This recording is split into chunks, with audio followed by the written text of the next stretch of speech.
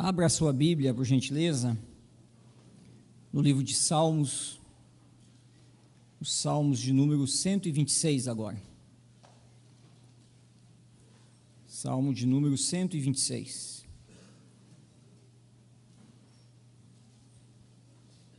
Eu já tive a oportunidade de pregar esse salmo 2 vezes, nesse contexto aqui da igreja. Uma vez foi num encontro de família, promovido pela UPH, na casa do nosso irmão Edgar. Outra vez foi no ano passado, no encontro da família, também promovido pela UPH, naquele local lá em Colombo.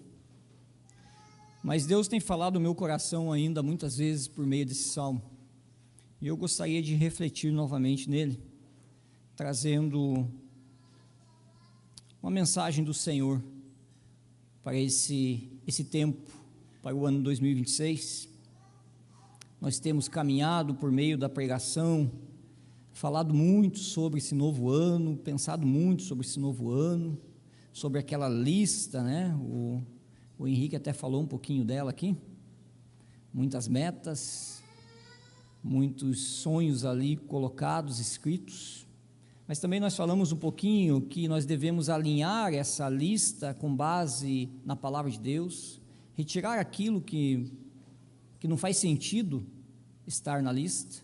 Nós falamos também da questão de confiar em Deus, entregar o nosso caminho a Ele, na certeza que Ele fará todas as coisas diante de algumas dificuldades. E eu gostaria ainda, pensando ainda nesse novo ano, apesar que já passaram 25 dias já do novo ano, você já fez essa conta? 25 dias. 25 dias, o ano tem 365 dias, falta 350 dias, é isso? Não é isso, falta 340. Falta 340. Só para ver se vocês estavam espertos, tá? Mas abre então lá a sua Bíblia no Salmo de número 126, eu estarei lendo a palavra do Senhor e peço para que você acompanhe atentamente. Diz assim: quando o Senhor restaurou a sorte de Sião, ficamos como quem sonha. Então a nossa boca se encheu de riso e a nossa língua de júbilo. Então entre as nações se dizia: grandes coisas o Senhor tem feito por eles. De fato, grandes coisas o Senhor fez por nós, por isso estamos alegres. Restaura, Senhor, a nossa sorte, como as torrentes do Negueb. Os que com lágrimas semeiam, com júbilo ceifarão. Quem sai andando e chorando enquanto semeia, voltará com júbilo trazendo os seus feixes. Bondoso Deus, novamente nos colocamos diante da Tua palavra, e nos colocamos diante dela porque entendemos que ela é preciosa para as nossas vidas, porque quando abrimos a Tua palavra, lemos, é o Senhor quem fala conosco. Por isso, ó Deus, buscamos no Senhor a sabedoria do alto, para que o Senhor venha e aplique ela nos nossos corações, e que venhamos a entendê-la, para que venhamos, ó Deus, a praticá-la, para que venhamos, ó Deus, a ser impactados por ela, porque ela é poderosa, ela é transformadora, ela é a sua voz para os nossos ouvidos, para o alinhamento do nosso coração, para aquietar o nosso coração. Por isso, ó Deus, recebe a minha oração que faço, em nome de Jesus, amém. Como dito, já se passaram 25 dias, e faltam 340 dias, e provavelmente esses 25 dias que passaram, de repente, você já se encontra cansado, com apenas 25 dias do ano, de repente, você já está sentindo os reflexos do cansaço, ou os reflexos do desânimo, ou os reflexos das preocupações, porque provavelmente nesses 25 dias, muitas coisas já ocorreram na sua vida, Primeiramente, aquela lista que você já de repente já esqueceu dela, já olha para ela e vê sim que esse ano não vou conseguir cumprir muitos daqueles pontos que eu listei ali. Mas segundo, porque alguns fatos aconteceram, situações surgiram, a pressão no trabalho, o desemprego, uma notícia ruim referente à saúde, alguns problemas familiares de repente já ocorreram, em apenas 25 dias do ano. E sabe também, aquilo que você pensou, que com muita estratégia você pensou, que o ano de 2026 ia acontecer de forma diferente, aquilo que você já vinha sofrendo nos anos anteriores, você já se deparou com a situação que você vai ter que viver com esse problema novamente este ano, e que tem que realinhar a sua vida. É interessante que no ano de 2025 foi realizada uma pesquisa naquela plataforma X, o antigo Twitter, sobre qual emoji que representava o ano de 2025. Qual era aquela figurinha que representava o ano de 2025? Pois bem, lá está ela. Está bem pequenininha, né?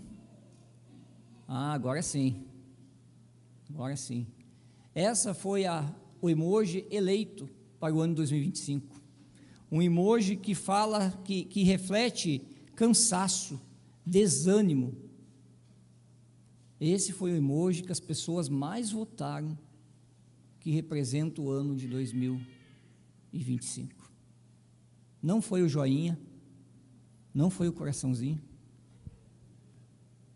foi esse, o de cansaço, com as olheiras, com as sobrancelhas baixas, com a boca ali bem pequenininha.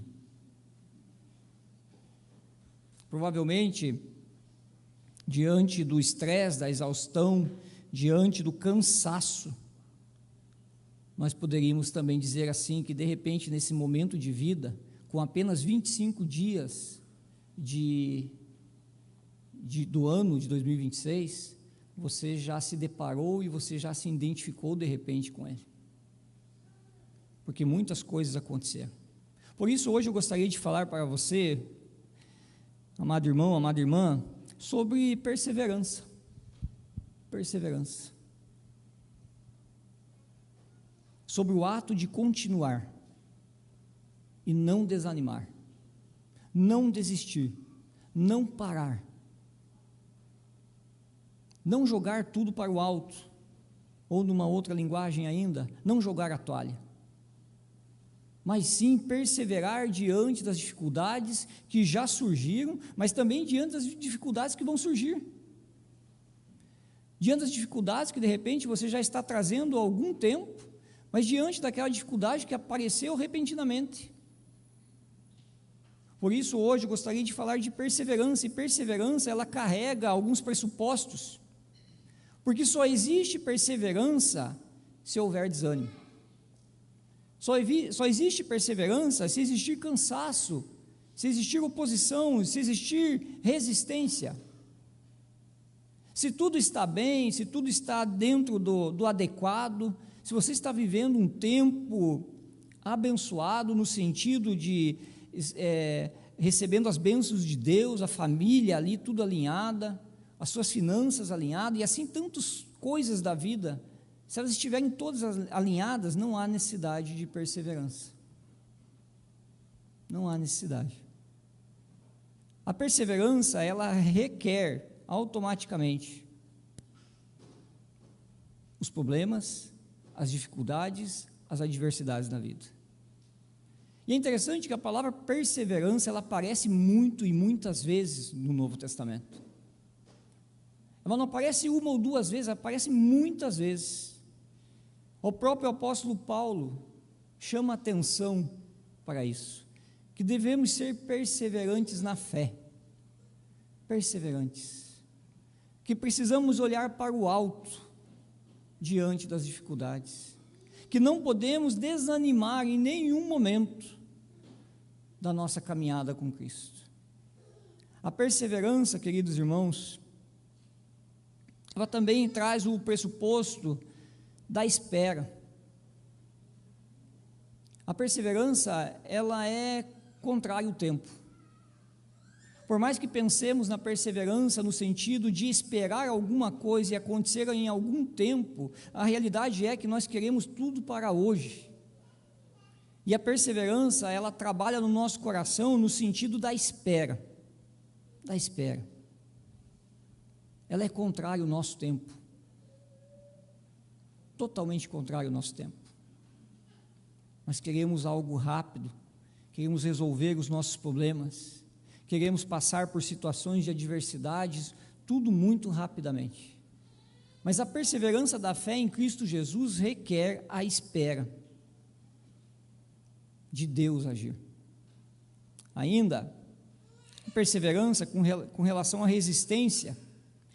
Perseverança significa continuar mesmo quando há forças contrárias.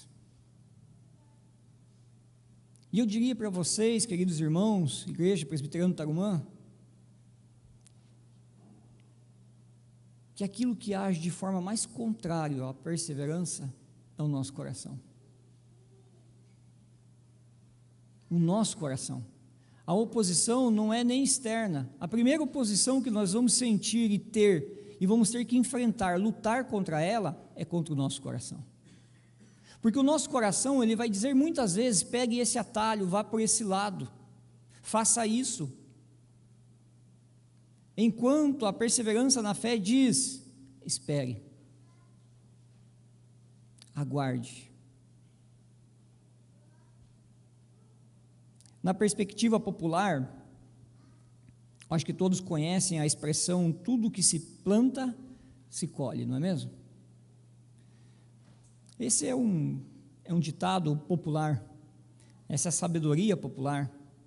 É uma verdade, sim, mas é uma verdade limitada. E eu vou te explicar por quê. Porque na Bíblia nós também encontramos, no mínimo, 3 passagens muito diretas sobre semear e colher. E uma delas eu acabei de ler. E na Bíblia, então, é muito mais profundo, não é somente algo que se fala na lógica da vida, não. É uma promessa de Deus. É uma promessa de Deus. Que diz para nós, sim, semeie e você colherá. É bem verdade que em Gálatas capítulo 6 vai dizer também, que se você semear errado, você vai colher coisas erradas. Assim, queridos irmãos, o Salmo de número 126, ele passa por 2 momentos bem diferentes. Um onde o salmista está olhando para o passado, se regozijando, se alegrando, vivenciando tudo aquilo que Deus tinha feito na história do povo. Por outro lado, do versículo 4 ao versículo 6, o salmista agora, ele está olhando para o futuro, diante de um presente difícil. Mas ele olha para o passado, mas ele gera no coração uma esperança para o futuro, mesmo estando num presente bagunçado, difícil, mesmo estando passando por um momento de dificuldade. Então, primeiramente, o salmista, ele trata de uma lembrança do povo diante de um Deus que agiu de forma extraordinária no passado.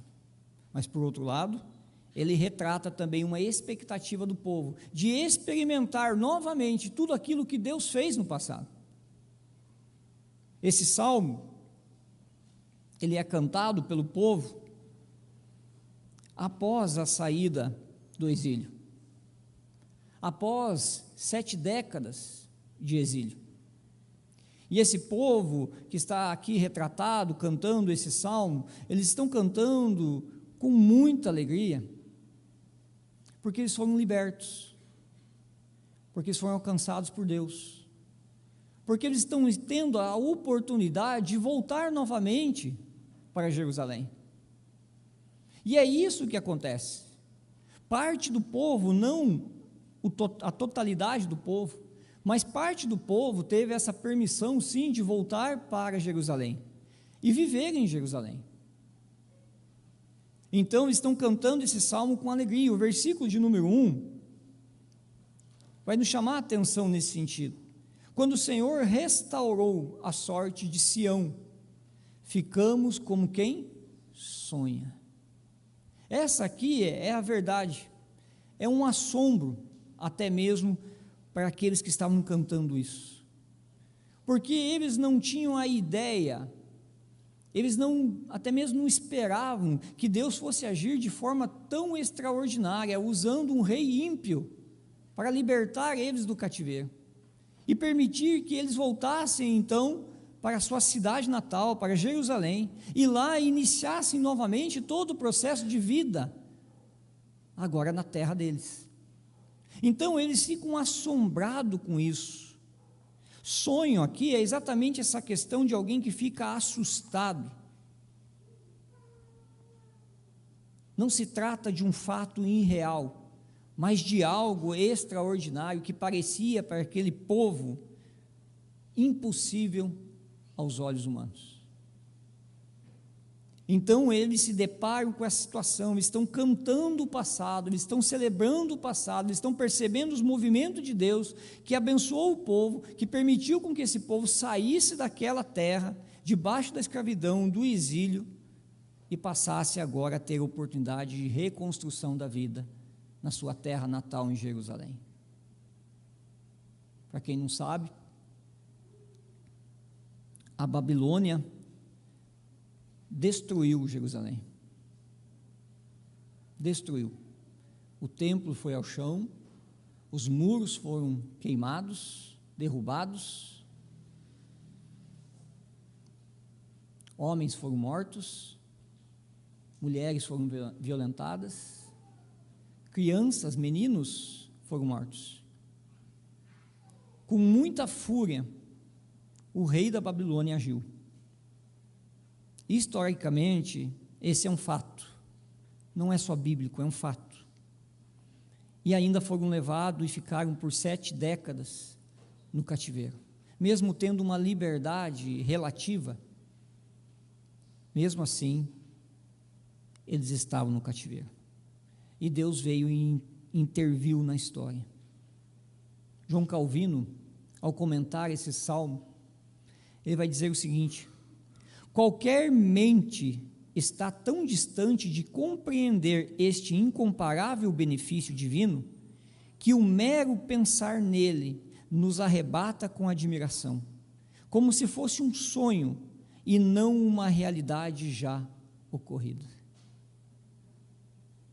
João Calvino está relatando essa questão, que nós somos incapazes de compreender aquilo que Deus fez no meio do povo de Deus, de tirar aquele povo daquela situação, que a nossa mente, por mais que venhamos a pensar que temos alguma capacidade intelectual, o que João Calvino está dizendo, que nós somos incapazes de penetrar em tudo que Deus fez naquele contexto, de tão grandioso que isso foi. Por isso então o povo fica como alguém que sonha, extasiado. A segunda parte do salmo, do verso 2 do salmo, melhor dizendo, versículo de número 2, dá continuidade nessa direção. Então a nossa boca se encheu de riso e a nossa língua de júbilo. Então entre as nações se dizia: grandes coisas o Senhor tem feito por eles. Diante de uma restauração, diante de uma retomada da vida, diante de um novo momento, de um novo tempo, diante agora da liberdade, provavelmente eu e você também iríamos dar algumas gargalhadas, não é mesmo? Nós nos alegraríamos, mas assim de forma extrema, mas assim de uma forma assim incontida, onde provavelmente eu e você até não conseguiríamos nos controlar de tanta alegria. É isso que o texto diz, que isso gerou uma alegria tão grande no coração do povo, que isso foi tão transbordante, que a palavra-chave aqui é exatamente isso, é júbilo, júbilo pelo que Deus tinha feito, júbilo pelo que Deus, da forma como Deus agiu, júbilo porque Deus pensou naquele povo, livrou aquele povo.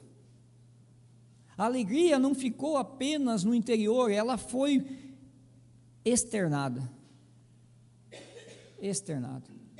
de tão grande alegria esse momento. E o versículo, ainda o versículo de número 2, diz que esses feitos de Deus, eles não foram só reconhecidos pelo povo, olha que interessante isso, mas que esses feitos de Deus foram reconhecidos também por outras nações, e nações ímpias, que estavam ao redor do povo de Deus. Outras nações reconheceram os feitos de Deus, grandes coisas o Senhor tem feito por eles. Quem é esse Deus? Quem agiu dessa forma? É o Deus de Israel, é o Todo-Poderoso, aquele que modifica toda e qualquer situação, aquele que transforma toda e qualquer situação, aquele que muda o contexto de vida de um povo, aquele que ninguém impede, que tudo pode e tudo faz. As nações ímpias reconheceram isso, as nações ímpias ficaram assombradas com o que o Senhor fez pelo povo de Israel, pelo povo de Judá. E o versículo de número 3, então,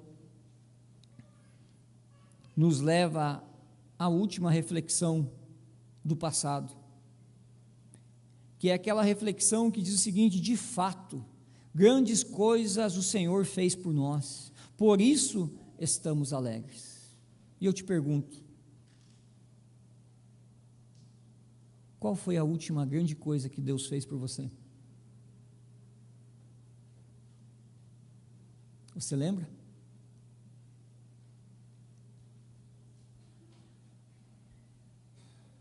Quanto Deus já fez em sua vida? Provavelmente, se tivéssemos um tempo apropriado para isso, contaríamos muitas e muitas histórias, não é mesmo? Mas muitas. E de repente, ficaríamos numa situação também como pessoas que estão diante de uma situação inacreditável, mas que aconteceu, que é real, que você vivenciou, que a sua família vivenciou, ou que os nossos irmãos vivenciaram, porque a mão poderosa de Deus ali agiu, porque a mão poderosa de Deus ali esteve, porque a mão poderosa de Deus ali reverteu toda aquela situação difícil, porque Deus nos surpreendeu, porque Deus fez muito mais até mesmo do que esperávamos em alguns momentos. Você já experimentou isso de Deus?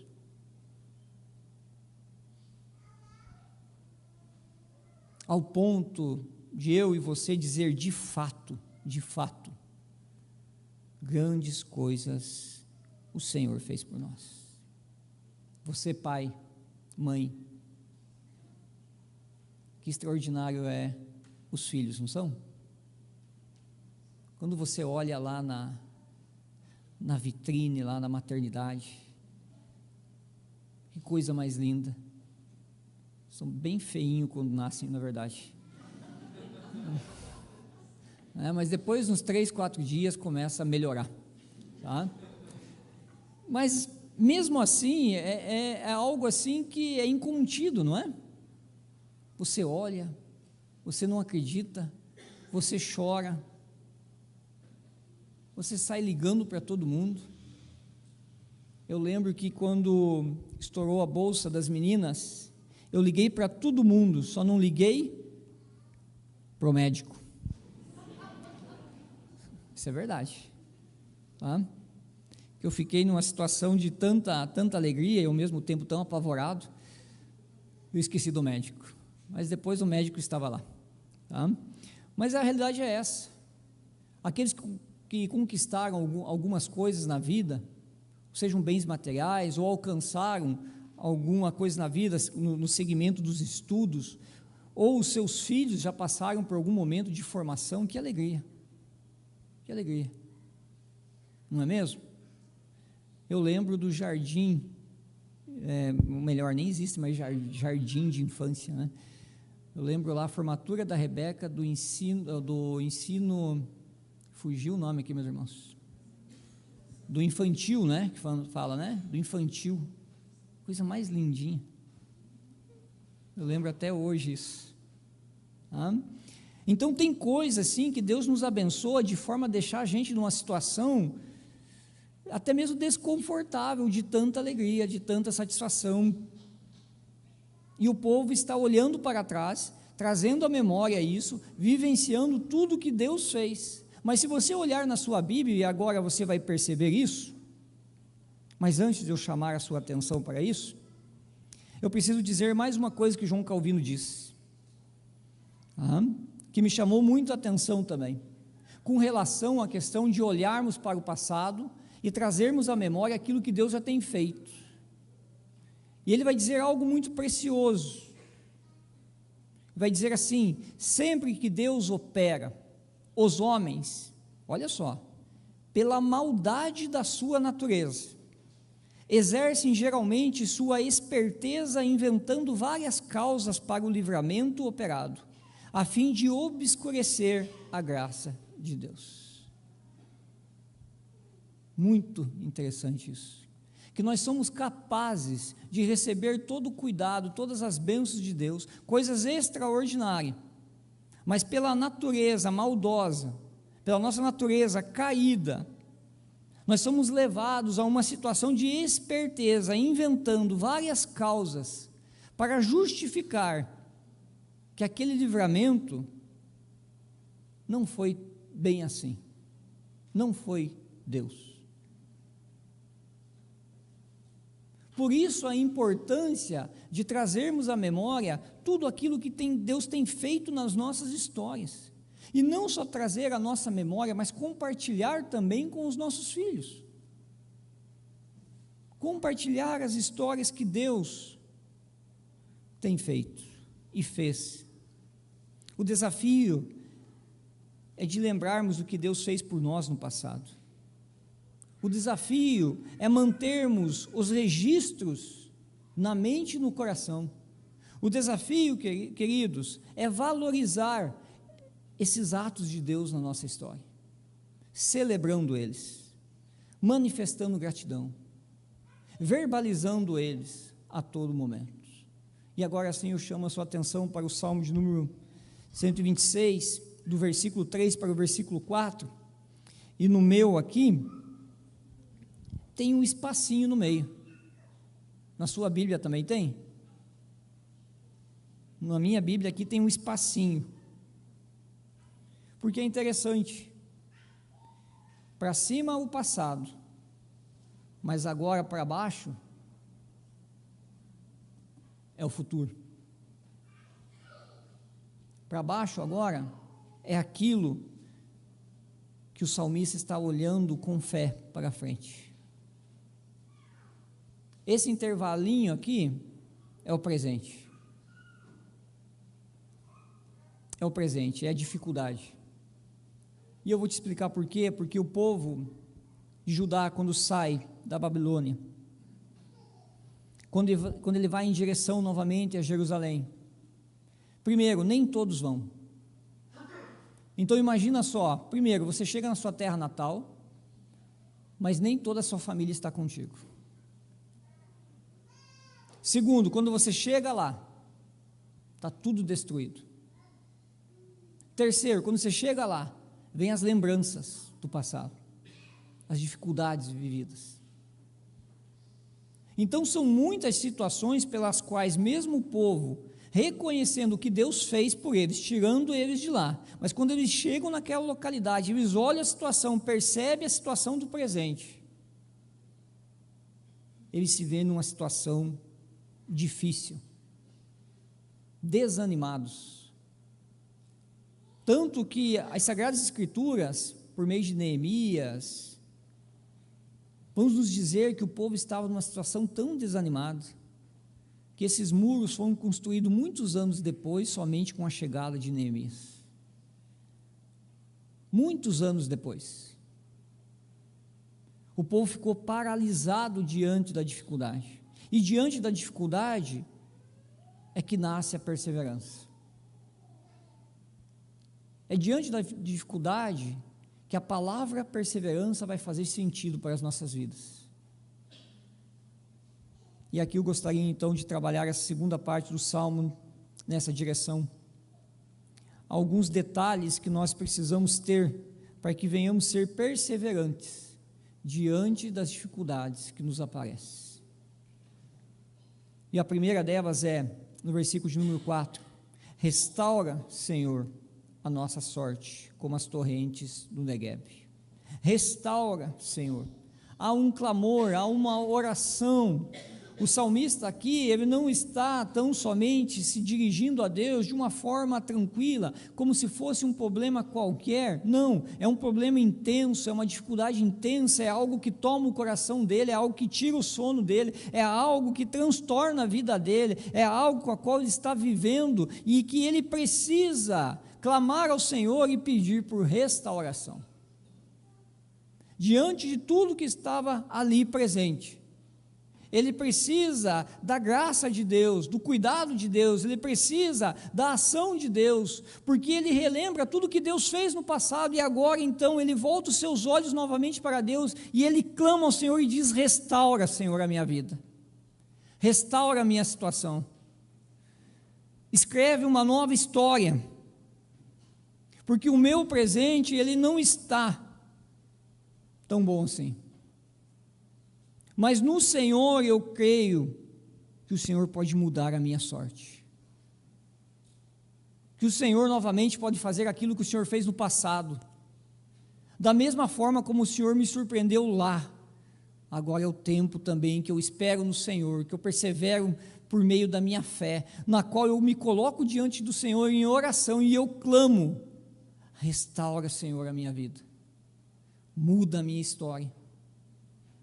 Faz isso, Senhor, porque o Senhor tem todo o poder de fazer isso. É uma questão de dependência. A perseverança nos chama a depender de Deus. Não existe perseverança com autonomia de vida.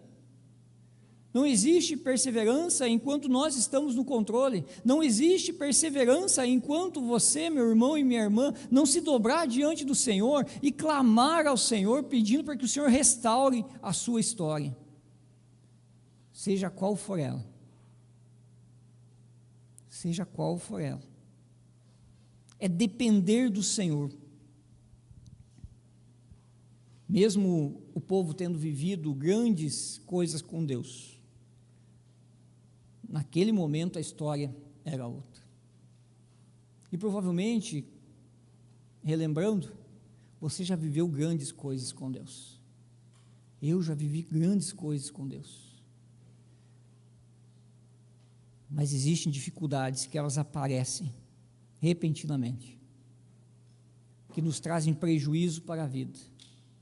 E você tem que novamente relembrar tudo que Deus fez para contigo. Reavivar o seu coração, trazer alegria novamente e perseverar diante do Senhor. Há áreas das nossas vidas que precisam de intervenção divina. Quais áreas, pastor? Aquilo que nós semeamos, nós colhemos. E quem sabe muitos dos problemas pelos quais nós passamos, queridos, seja porque semeamos errado. E hoje é resultado da semeadura lá atrás. Então nós precisamos da intervenção de Deus. O clamor do salmista nasce de uma situação de cansaço, de frustração, de uma sensação de um processo que não terminou na vida dele. Mas ele já experimentou a mão de Deus. E ele crê no poder de Deus, que Deus pode mudar toda essa situação. Ele reconhece que se Deus mudou a história do povo no dia de ontem, Deus pode mudar também a história do povo no dia de hoje e no dia de amanhã. Perseverar é a palavra. Perseverança começa com orações, sim, sinceras, não com a negação dos problemas, queridos. Não dizendo a você mesmo, dizendo ao seu coração que não existe problemas, que não existe áreas da sua vida que precisam ser corrigidas, tocadas, alinhadas, transformadas. Perseverança começa quando nós nos encontramos com Deus, exercitamos a nossa fé e falamos para Ele: é aqui que o Senhor precisa agir, que o Senhor precisa modificar, que o Senhor precisa me dar uma nova vida. O texto continua dizendo: restaura, Senhor, a nossa sorte como as torrentes do Negueb. E quem sabe, isso é uma questão geográfica, quem sabe você nunca se deparou sobre o que significa as torrentes do Negueb. Negueb é uma região desértica de Jerusalém, uma região árida, fica ao sul de Israel. E lá estende-se então por meio dessa região muitos vales mesmo. E por esses vales, quando a chuva passa, ficam esses buracos, eles chamam até de Hades, para você ter ideia, de tão profundos que são, e de tão violentos que são. Mas tem alguns momentos durante o ano, que lá no norte, chove nas montanhas, chove nos montes, e a água então desce exatamente pelo Negueb. E essas águas passam por esses lugares secos, emburacados, por lugares feios, e fazem 3 coisas quando as águas chegam. Primeiro, inundam rapidamente o leito seco do rio, às vezes até mesmo em minutos. Isso é geografia, depois você pode pesquisar. Arrasta terra e pedras, modificando o leito do rio. Transforma o deserto em terra fértil. Qual é a ideia aqui, pastor? A ideia é a seguinte: que o clamor do salmista, que o pedido do salmista por restauração é exatamente nesse sentido, que quando o Senhor passar pela vida dele, o Senhor traga transformação, que o Senhor mexa na vida dele, mas que o Senhor faça da vida dele uma vida fértil, para que venha experimentar tudo aquilo que o Senhor somente pode conceder. E o Senhor, nós encontramos a vida, e a vida em abundância, não é isso que Jesus diz? Jesus é a água viva. No verso de número 5, seguindo, vai dizer o seguinte: os que com lágrimas semeiam, com júbilo ceifarão. E daí vem o complemento do versículo de número 5: quem sai andando e chorando enquanto semeia, voltará com júbilo trazendo os seus feixes. Perseverança requer mais 2 palavras: fidelidade a Deus e esperança. Essas 2 palavras, elas são inseparáveis de perseverança, porque se você deseja realmente agir no formato de perseverar diante do Senhor, você precisa ser fiel ao Senhor, e você precisa ter esperança que o Senhor pode mudar tudo e qualquer coisa. Agora, é interessante falar: os que com lágrimas semeiam, quem sai andando e chorando enquanto semeia. Eu me deparei, algum tempo atrás, com um irmão. Na verdade, eu não me deparei com ele, na verdade, eu fiquei sabendo e depois fiz uma pesquisa, escutei algumas coisas, e era tão ruim que eu não escutei mais. Tá? Mas aquelas ideias assim de que principalmente que a juventude tem hoje, que tudo é muito rápido, que o sucesso para a vida é muito rápido. Quem sabe algumas décadas para trás, um médico, um advogado, um mecânico, um bom padeiro, ele precisaria de alguns anos para ser reconhecido, não é mesmo? De alguns anos para ser reconhecido. E naquele tempo, para ser reconhecido, 20, 30, 40 anos, até que ele viesse realmente a ser reconhecido por um grupo, por uma sociedade.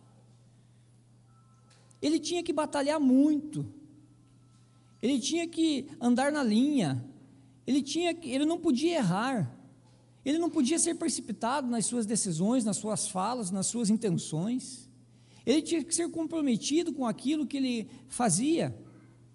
Nos dias de hoje, um exemplo, um médico se forma, ele procura primeiramente uma pessoa que entende bem de internet, daí começa a colocar alguns vídeos, em 2, em 3 anos, tem 3 milhões de seguidores, não é assim os dias de hoje?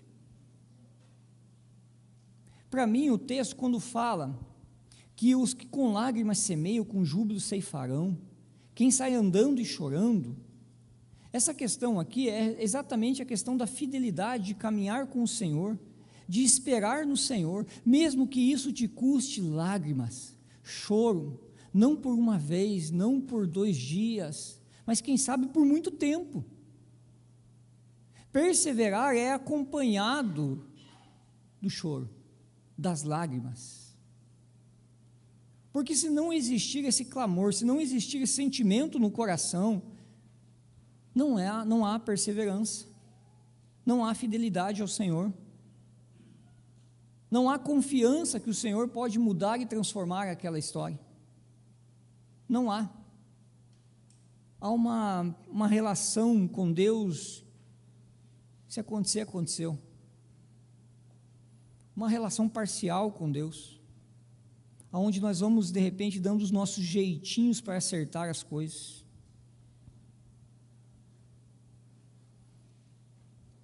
A história que está aqui é exatamente isso.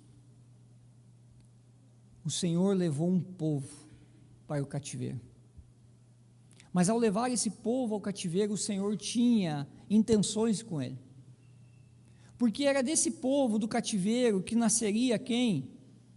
O remanescente.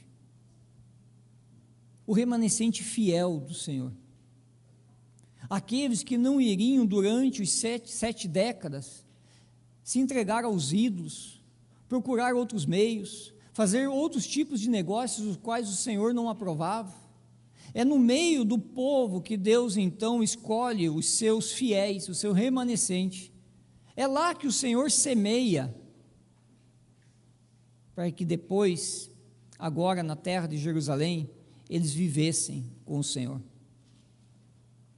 Irmãos, os que com lágrimas semeiam, quem sai andando e chorando enquanto semeia, a palavra vai nos dizer que voltam com júbilo e que voltarão também com os seus feixes. Fidelidade ao Senhor não é apenas um sentimento ou uma inclinação momentânea, é uma decisão contínua do coração. Não é algo momentâneo, não é algo que eu sinto hoje e amanhã eu não tenho. Fidelidade ao Senhor é para toda a vida do discípulo de Jesus. Fidelidade ao Senhor, ela não se esgota, mas ela é nutrida pelo próprio Deus. E aí é que nós experimentamos a colheita do Senhor. Não existe atalho. O que existe é caminhada com o Senhor. Assim, queridos, eu te convido a um tempo de oração, para que você venha refletir sobre a sua perseverança diante das dificuldades, aquelas que já se apresentaram, mas aquelas também que vão se apresentar para você ainda durante esse ano. Nutra o seu coração com uma memória viva do que Deus já fez por você. nutra o seu coração com fidelidade a Deus, porque Deus há de agir e transformar toda e qualquer situação de dificuldade. Mas também, se Deus não permitir que você veja a transformação, que se os teus olhos vierem a se fechar antes da transformação, saiba que você colheu o que é mais precioso, que é a vida eterna com o Senhor. Que Deus te abençoe. Vamos colocar em pé, vamos orar?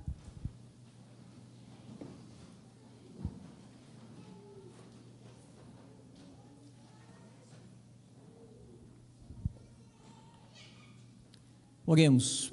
Bondoso Deus, nós te louvamos novamente por esse tempo de adoração ao Senhor, por esse tempo, ó Pai, de encontro com a Tua Palavra.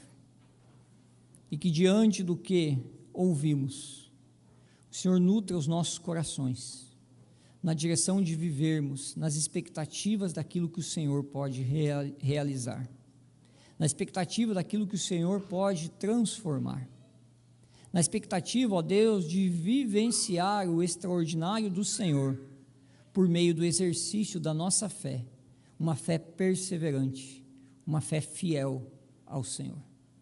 Educa, ó Deus, o nosso coração nessa direção. Não permita que venhamos a nos desviar dessas verdades. Nos surpreende, ó Deus, como o Senhor tem surpreendido a nossa história. E que vivamos, ó Deus, para glorificar o Teu nome acima de tudo, exaltando o Seu nome, para que todas as nações ímpias reconheçam o Senhor como Deus. Abençoa o Teu povo, dirige a vida do Seu povo, vem agir, ó Deus, nos detalhes da vida. É isso que nós te pedimos em nome de Jesus. Amém. Recebam a bênção do Senhor e que a misericórdia de Deus, a poderosa graça do Senhor Jesus e o amor consolador do Santo Espírito de Deus repouse sobre a sua vida, meu irmão, minha irmã, no dia de hoje, no dia de amanhã e para todos sempre. Amém.